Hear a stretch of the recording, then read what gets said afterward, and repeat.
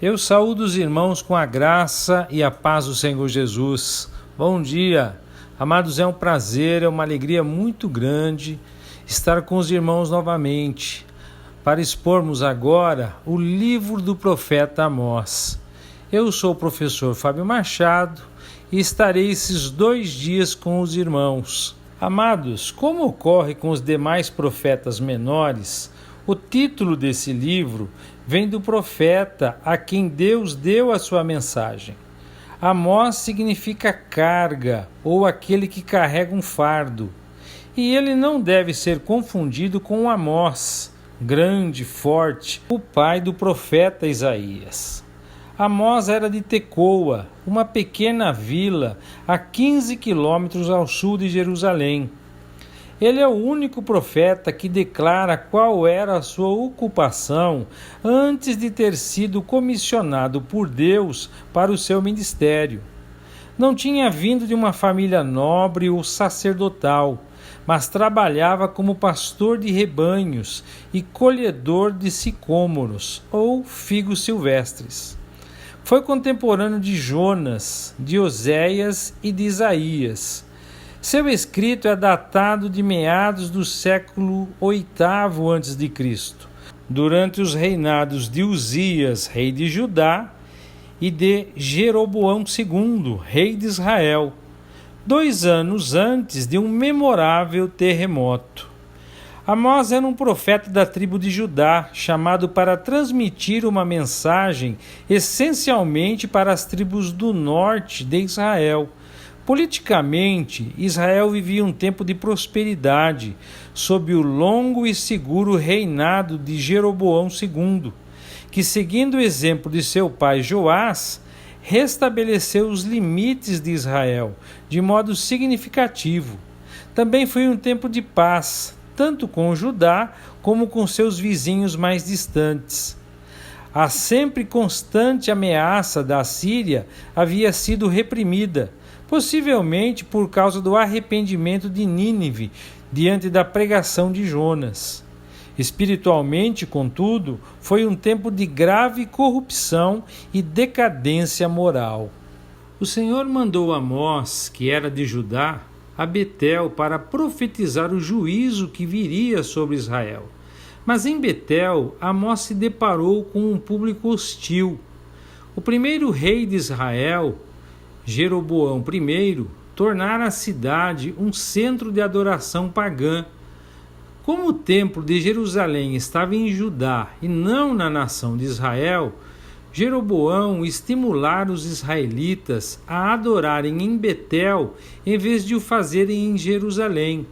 Dessa forma, os israelitas que se agrupavam em Betel viam Amós, nativo de Judá, com suspeitas. Mesmo assim, Amós corajosamente condenou os pecados dos vizinhos de Israel, os sírios, os filisteus, os fenícios, os edomeus, os amonitas e os moabitas, e prosseguiu apontando a iniquidade de Judá e de Israel. Haviam rejeitado o Deus que fizera aliança com eles. Também estavam condenados perante Deus por suas próprias perversidades. Firmemente, Amós conclamou os israelitas a voltarem-se para o Deus vivo. No capítulo 1, irmãos, dos versos 1 e 2, o profeta diz que em visões Deus lhe deu palavras a respeito de Israel nos dias de Uzias, rei de Judá.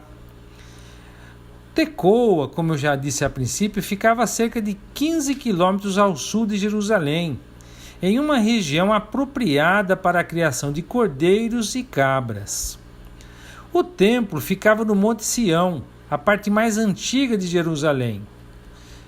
Essa expressão, o Senhor rugirá, o verbo traduzido aqui por rugirá indica o rugido do leão quando salta sobre a presa, expressando assim a proximidade do juízo. O fato de o cume do Monte Carmelo, na costa norte de Israel, secar-se, indica um grande desastre.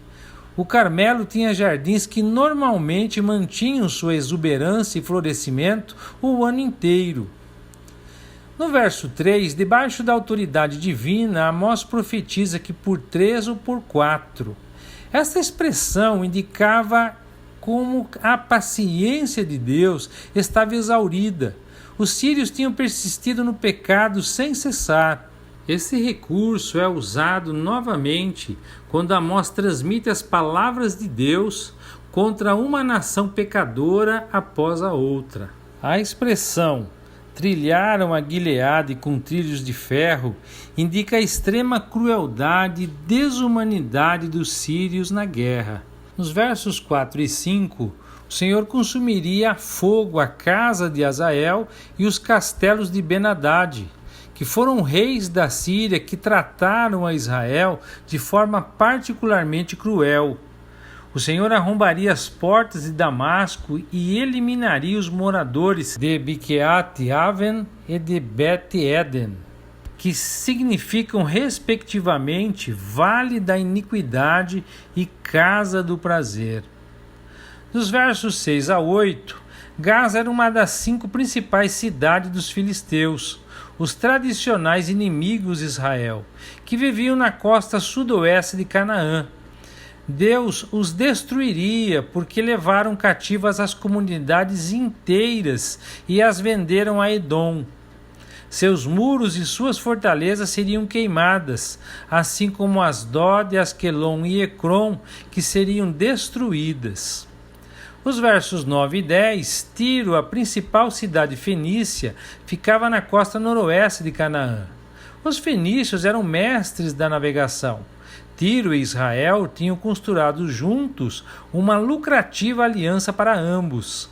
Mas Tiro ignorou a antiquíssima aliança dos irmãos e buscava lucro comercial, vendendo escravos israelitas para Edom. Por isso, teriam seus muros e castelos destruídos pelo fogo. No verso 11 e 12, a nação de Edom, a sudeste do Mar Morto, controlava importantes rotas de caravanas comerciais, estando assim muito envolvida com negócios. Os edomitas eram descendentes de Esaú, irmão de Jacó.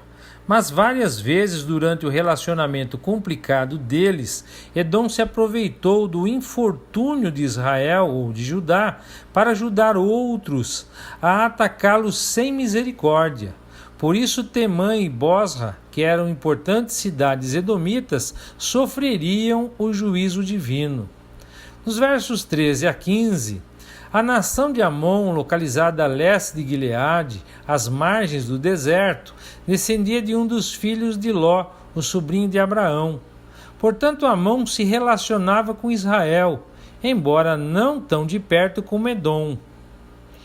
O propósito do ato desumano de Amon descrito aqui, de rasgarem o ventre das grávidas, era deixar Israel sem defensores para o caso de uma futura invasão. Assim, os amonitas esperavam estender seus termos à custa dos israelitas. Por conta de todas essas barbaridades, o Senhor destruiria Rabá, sua principal cidade, e levaria cativo seu rei e príncipes. No capítulo 2, os versos 1 a 3, Moabe, localizada a sudeste de Israel, descendia de um dos filhos de Ló. O texto diz que eles queimaram os ossos do rei de Edom. Acreditava-se que esse ato profanaria os restos mortais de alguém que morreu em função de uma doença, um ato cruel na antiguidade, e uma grande desonra para a memória da pessoa. Queriote era uma grande cidade moabita, era a sede do templo de Quemos, ou Camus, o deus da nação de Moabe, e também receberia o juízo divino. Os versos 4 e 5 do capítulo 2, Judá era a vizinha de Israel ao sul. Israel e Judá partilhavam de uma herança, uma língua, uma fé e uma aliança com o Senhor. A base do juízo de Judá e de Israel era diferente da do juízo das nações que Amós chamara para prestar contas diante deles. Judá e Israel tinham recebido a revelação específica de Deus no Sinai, tinham uma relação de aliança especial com ele e eram um modelo de responsabilidade. no verso 6, aqui o foco muda para o público de Amós, Israel, o povo de Deus, que havia descumprido sua aliança com ele. Deus estava chamando-os a responder por terem violado esse pacto. A expressão vendem o justo por dinheiro. No tempo de Amós, os poderosos de Israel estavam aproveitando-se dos tribunais para vender devedores como escravos, aqui chamados de justo, porque eram vítimas inocentes da corrupção das cortes. No verso 7, Amós usou de exagero deliberado para retratar a ambição dos opressores de pobres. Insatisfeitos em tomar as fazendas de suas vítimas e vender o povo como escravo por dinheiro, os ricos gananciosos não deixavam os pobres irem embora, até terem sacudido o pó de suas cabeças. Os mansos, aqueles que não tinham poder nem influência, deviam ter podido contar com a justiça para lhes amparar, mas a justiça lhes era negada. O resultado era pobreza, opressão, insegurança e práticas sexuais ilícitas. No verso 8, roupas empenhadas como garantia de um empréstimo deviam ser devolvidas à noite, porque as roupas serviam de cama para os pobres. Os poderosos de Israel andavam espalhando as roupas como leitos para si próprios ao lado dos altares, procurando demonstrar uma devoção vazia e impiedosa. Nos versos 9 a 10, essa afirmação enfática sublinha o fato de que Deus tinha destruído o inimigo de Israel, e o êxito da nação não tinha acontecido por mérito próprio. O amorreu se refere ao antigo povo habitante da terra de Canaã. E os cedros a quem eles eram comparados eram notáveis pela sua altura e carvalhos pela sua força. O seu fruto por cima e as suas raízes por baixo significa que Deus os destruíra totalmente e completamente. Os versos 11 e 12, profetas tinham um privilégio especial. Deus falava com eles e lhes entregava mensagens para o povo. Os nazireus se dedicavam a Deus com um voto que acarretava responsabilidades e proibições específicas, fosse pela vida inteira, fosse por um período determinado. A abstinência total de vinho era uma das características mais importantes do voto nazireu. No entanto, foram proibidos de exercerem suas respectivas funções. No verso 13, eu vos apertarei do vosso lugar, é uma forte metáfora do peso do pecado de Israel sobre o Senhor. Nos versos 14 a 16, não existiria força física, habilidade com armas de guerra e nem mesmo os mais vigorosos cavalos de guerra que bastassem para os valentes militares se salvarem naquele dia em que Deus lançaria seu juízo sobre eles. No capítulo 3, no verso 1, tem a expressão toda geração que fiz subir da terra do Egito, e enfatiza o relacionamento íntimo e pessoal que Deus tinha com Israel, a nação por ele criada.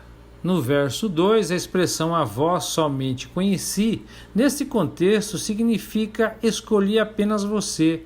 O relacionamento de Deus com Israel era não só íntimo, como também exclusivo.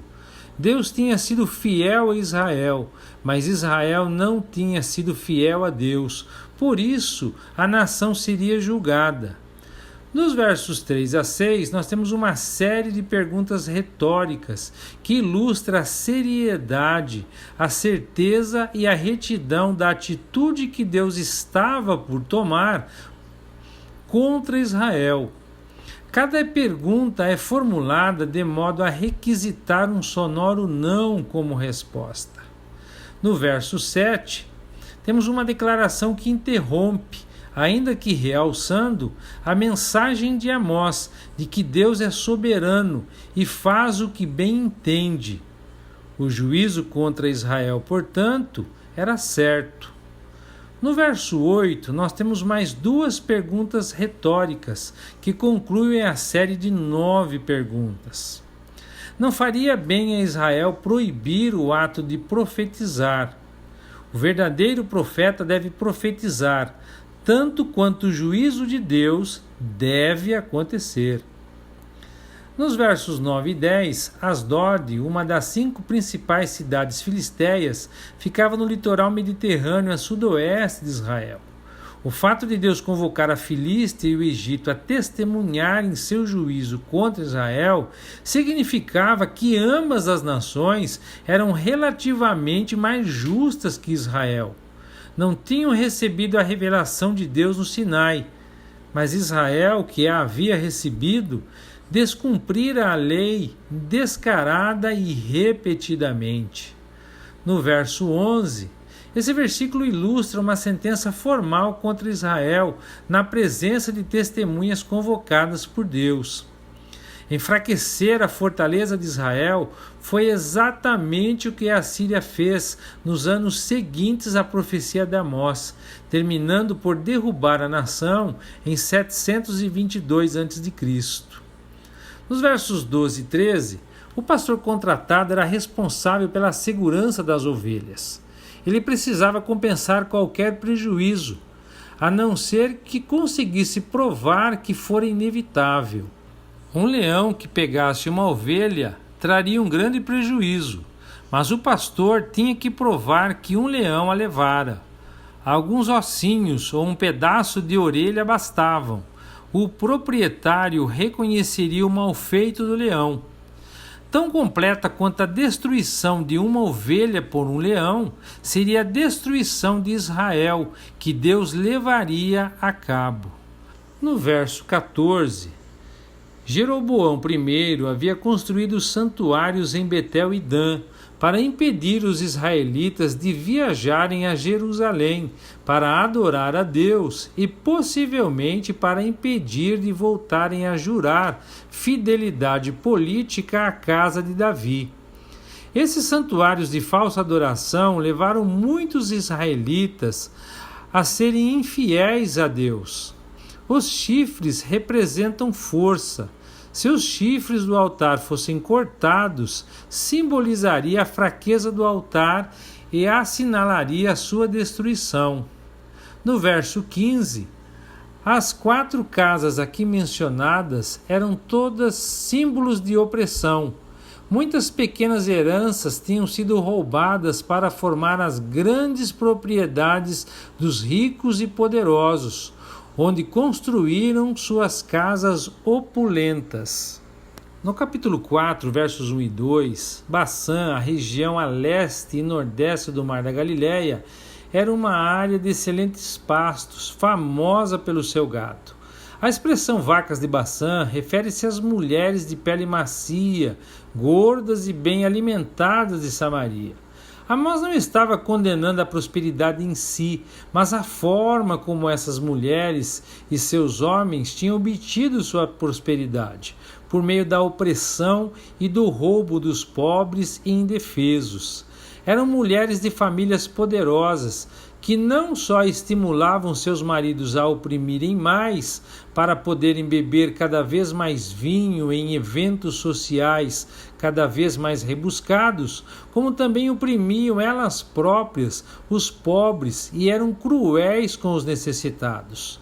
O registro bíblico é claro quanto ao fato de que as israelitas, pelo menos as da classe mais abastada, podiam participar de todo tipo de atividade econômica por si mesmas, independente de seus maridos. Dada a opressão sistemática contra os pobres de Israel, descrita por Amós, não é de se espantar que ele acuse as mulheres das classes altas de participarem dela. O verso 3, o termo brecha simbolizava a completa destruição da cidade e dos lares que o povo tanto prezava. Em uma cidade intacta, a forma comum de entrar e sair dela era pelo portão principal.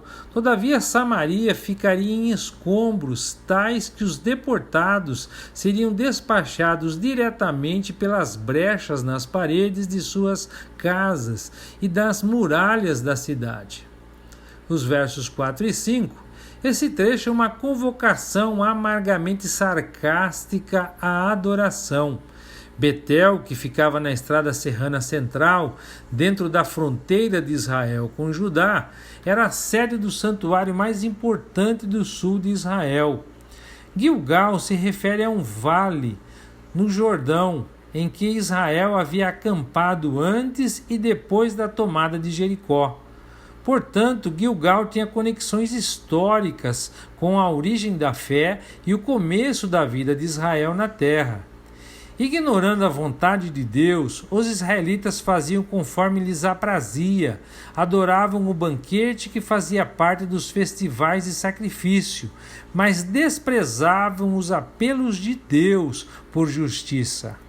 Dos versos 6 a 11, esse trecho descreve 5 calamidades em série que Deus já mandara contra os israelitas para levá-los ao arrependimento. Uma característica forte dessa narrativa é a alegação enfática de Deus de que os israelitas tinham culpa desses desastres terem acontecido com eles. Cada estrofe termina com um trágico estribilho: "Contudo, não vos convertestes a mim." No verso 6 fala da primeira calamidade, que foi a fome, a antítese limpeza de dentes e falta de pão, que indicava falta total de alimentos. Nos versos 7 e 8, a segunda calamidade foi a seca. A ausência de chuvas, faltando ainda 3 meses para a colheita, significava que as plantações de cereais estavam totalmente destruídas. No verso 9, nós temos a terceira calamidade, que foi a praga na lavoura e gafanhotos. No verso 10, nós temos a quarta calamidade, que foi a peste e a guerra. A maneira do Egito sugere que Deus estava relembrando ao povo de Israel as 10 pragas que tinham precedido o seu êxodo no Egito. Dentre elas, haviam doenças epidêmicas e outros desastres. O fedor dos vossos exércitos resultava da falta de higiene, da doença e às vezes de cadáveres de pessoas e animais que não podiam ser enterrados com a rapidez necessária. No verso 11, a quinta calamidade foi a destruição de cidades israelitas. A queda de Sodoma e Gomorra virou uma balança pela qual se mediram vários desastres posteriores. Significava destruição total, dispensada em juízo pela mão do próprio Deus. Como um tição arrebatado do incêndio, se refere a um graveto tirado de uma fogueira com uma ponta já em brasa. Aqui é uma metáfora vívida para o resgate por Deus, na última hora, da maior parte de Israel, do destino que ele reservou para algumas de suas cidades e territórios. No verso 12, como Israel não havia se voltado para Deus em meio a essas 5 calamidades, ele teria que se encontrar com o próprio Deus. Confrontar-se inescapavelmente com Deus, a quem escarnecera e rejeitara, seria um destino bem pior do que Israel poderia imaginar. Isso era um chamado urgente ao arrependimento. Finalmente, no verso 13, Amós fundamentava o direito de Deus de enviar juízo sobre Israel em seu caráter como criador e mantenedor de toda a terra. Senhor, Deus dos exércitos, esse é o seu nome. E assim, amados, terminamos a exposição de hoje.